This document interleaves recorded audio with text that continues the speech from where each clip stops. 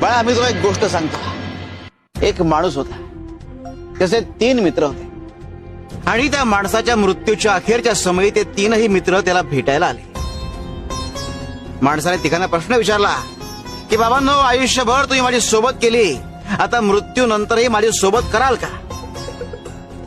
त्यावर पहिला मित्र म्हणाला की आयुष्यभर मी तुझी सोबत केली, मात्र आता माझा नाईलाज आहे. दुसरा मित्र म्हणाला की मी तुझी सोबत तुझे अंत्यविधी पूर्ण होईपर्यंत करू शकतो.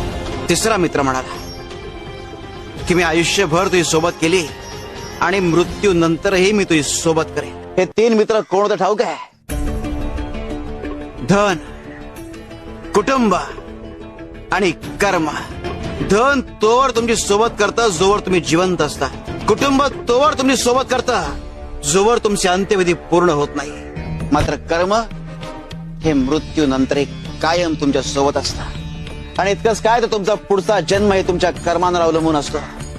तेव्हा कायम चांगली कर्म करा आणि स्वप्न अशी पहा ज्यात स्वतःच्या आधी इतरांचा विचार सामावलेला असेल. शिव शंकर शंभा.